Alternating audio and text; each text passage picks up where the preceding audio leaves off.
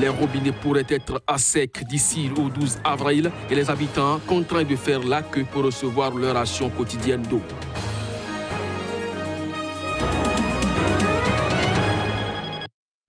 Bonjour et bienvenue dans cette édition. Le 30e sommet de l'Union africaine a cours dans la capitale éthiopienne Addis Abeba. La situation de guerre au Soudan du Sud constitue un des sujets phares de discussion. Le président de la Commission de l'Union africaine, Moussa Mahamat Faki, a estimé que le moment est venu d'imposer des sanctions contre ceux qui entravent les efforts de paix dans ce pays. Reportage. Antonio Guterres ajoute de l'eau au moulin du président de la Commission de l'Union africaine. Le secrétaire général de l'ONU a assuré que les Nations unies soutiendraient n'importe quelle initiative africaine pour une plus robuste réponse à la situation sécuritaire au Soudan du Sud. Le 30e sommet de l'Union africaine se penche sur la question. Un processus de revitalisation de l'accord de paix de 2015 avait mené à un énième cessez-le-feu entré en vigueur le 14 décembre. Mais il a depuis été violé à de nombreuses reprises. Au Soudan du Sud, comment ne pas redire notre incompréhension face à la violence insensée que les belligérants infligent avec une cruauté indescriptible à une population qui n'a que trop souffert. Le moment est venu d'imposer des sanctions à ceux qui font obstacle à la paix. Je renouvelle le soutien de l'Union africaine à l'IGAD. Le président sud-soudanais Salva Kiir était présent dimanche à Addis Abeba, mais c'est par l'intermédiaire de son ministre en charge du suivi de l'accord de paix que le gouvernement a réagi. Ce dernier a estimé que les sanctions ne peuvent pas être imposées sans raison. La guerre civile au Soudan du Sud a fait près de 4 millions de déplacés et provoqué une crise humanitaire catastrophique. Cette réunion a été une occasion propice pour le secrétaire général des Nations Unies de s'adresser aux chefs d'État africains sur la sécurité. Antonio Guterres assure que les missions de maintien de la paix et les opérations antiterroristes sont plus que jamais importantes. Les principaux conflits qui traversent l'Afrique ont fait l'objet d'importantes discussions à Addis Abeba, où s'est tenu le 30e sommet de l'Union africaine. Le secrétaire général des Nations Unies s'est particulièrement intéressé aux questions d'insécurité qui minent plusieurs pays d'Afrique. Dans son intervention, paix et développement ont été soulignés. Les opérations de maintien de la paix des Nations Unies ne sont pas la solution à toutes les situations de crise. Nous avons besoin de différentes missions dans différents contextes, dont des opérations de maintien de la paix et des opérations antiterrorisme. Le partenariat avec l'Union africaine et les autres organisations sous-régionales nous offrent cette possibilité.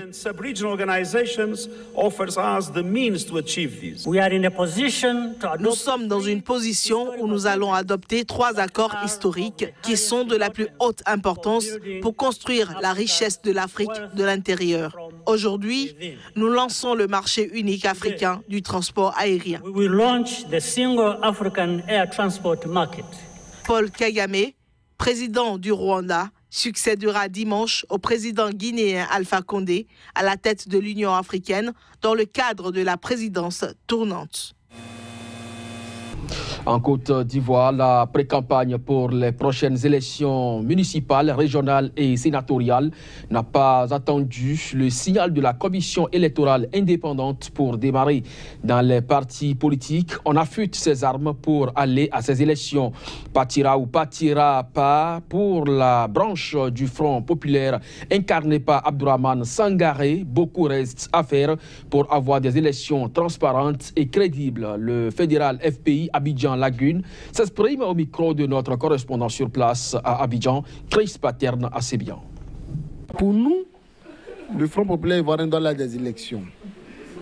Le FPI est un parti des élections. Nous n'avons aucune voie autre que les élections pour parvenir au stade des décisions de l'État, y compris le pouvoir d'État.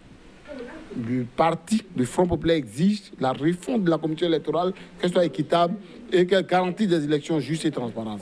Mais quand elle garantit des élections justes et transparentes, il faut que la question sécuritaire soit réglée. Aucun Ivoirien n'est dupe. D'autant plus que depuis janvier 2017, des militaires s'adonnent chaque jour qui passe, depuis l'année dernière, à des mutineries interminables. Qui fera campagne chez lui? Dans quelles conditions de sécurité ferons-nous une campagne apaisée? M. Ouattara doit répondre à l'exigence des partis politiques. Et si nous avons toutes ces garanties pour aller à des élections apaisées et sécurisées, l'UFPI que dirige Sangaré Aboudraman au nom du président Gbagbo Laurent ira à des élections libres et il va gagner toutes ces élections-là pour le bonheur du peuple de Côte d'Ivoire. À l'initiative de la Confédération générale des entreprises de Côte d'Ivoire, l'African Digital Week est une rencontre annuelle réunissant les principaux acteurs du numérique ivoirien et africain. Ce rendez-vous vise à fédérer toutes les énergies de l'écosystème des technologies, de l'information et de la communication en Côte d'Ivoire. Plus de précisions à travers cet élément de notre correspondant Chris Paterne à Sébian. Poser les jalons d'une future coopération africaine, le pari était osé face à la progression du continent dans ce domaine. En matière de transformation digitale, la réflexion valait la peine d'être menée.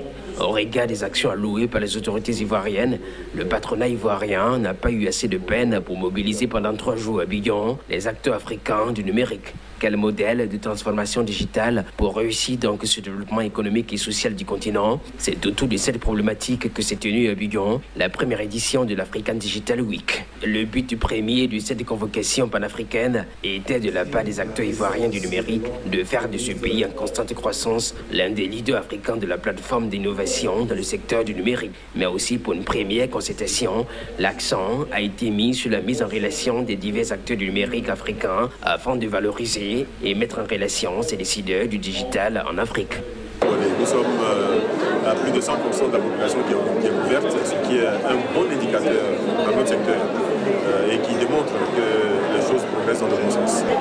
Le numérique aujourd'hui en Côte d'Ivoire, comparativement à ce qui était il y a quelques années, est en pleine mutation. Les statistiques font état de 300 entreprises, parmi lesquelles on recense plus de 500 startups, dont les activités gravitent autour du développement d'applications et d'agences web. Poids dans l'économie nationale est estimé pour le seul secteur des technologies de l'information à 14% du PIB. En Afrique de l'Ouest et dans l'espace francophone, le Sénégal fait figure de modèle.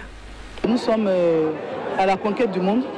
Nous sommes ouverts vers le monde. Nous apportons des solutions digitales aux entreprises et aux États. Et donc, il fallait qu'on soit là pour dire qu'en tant qu'Africains, les problèmes du numérique des acteurs de l'Afrique sont pris en main par des structures africaines. Le développement de l'économie des pays africains, comme la plupart des nations développées, doit inéluctablement passer par une révolution technologique. Plus de 300 experts, panélistes et exposants venus du Sénégal, du Cameroun, du Maroc, de la Tunisie, la France et l'Allemagne ont pris part à l'événement. La sécheresse bat son plein en Afrique du Sud. La situation vire au scénario catastrophe dans la métropole du Cap. Les robinets pourraient être à sec d'ici au 12 avril et les habitants contraints de faire la queue pour recevoir leur ration quotidienne d'eau. Reportage. Nul ne sait à quoi s'attendre. Les gens se précipitent dans les supermarchés pour acheter de l'eau. La deuxième ville d'Afrique du Sud, le Cap, pourrait se retrouver sans eau dans les prochaines semaines.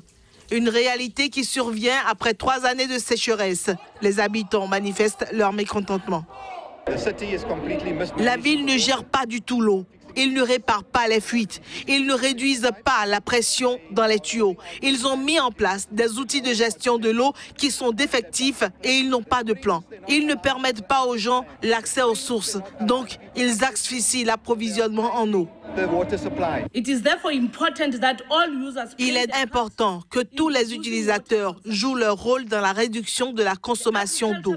Le secteur agriculturel s'est engagé à explorer les solutions innovantes, comme cela nous a été conseillé par certaines de nos institutions de haut savoir, le Centre pour la recherche scientifique et industrielle, ainsi que la Commission de recherche pour l'eau, pour qu'il y ait une adaptation aux réalités du changement climatique.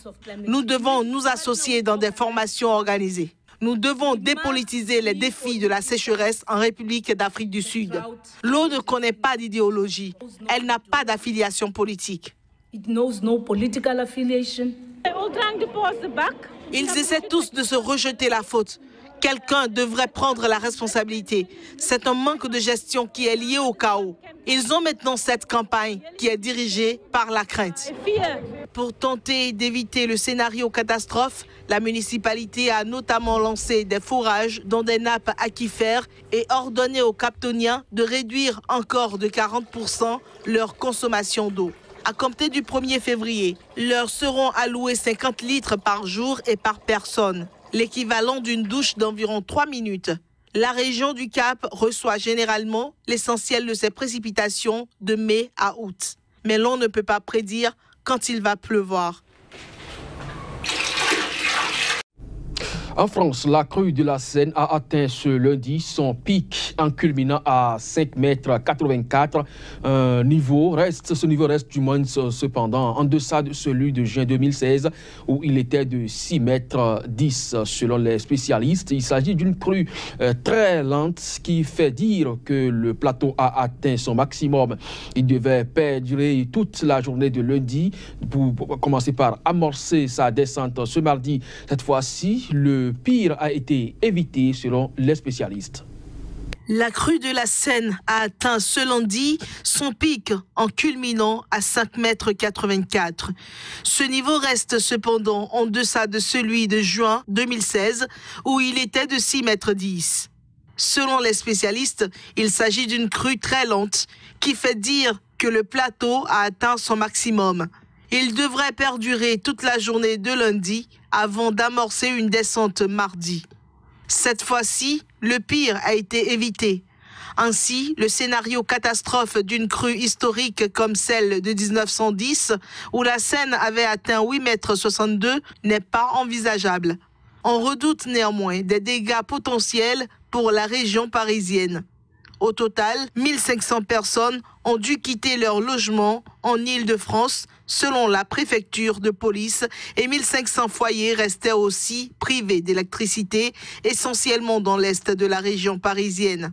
Côté transport, 7 gares parisiennes du RERC en bordure de Seine resteront fermées au moins jusqu'au 5 février.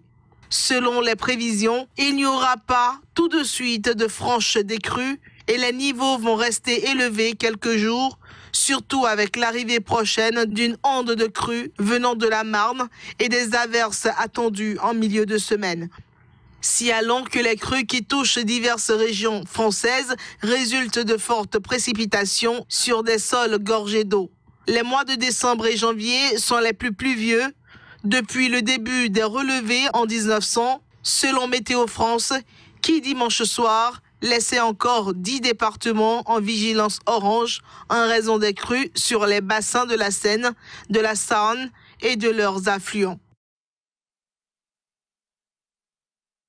Mesdames et messieurs, c'est sur cette information que nous refermons cette édition. Merci à vous de nous avoir suivis. Restez en compagnie des programmes de SICA. À très bientôt.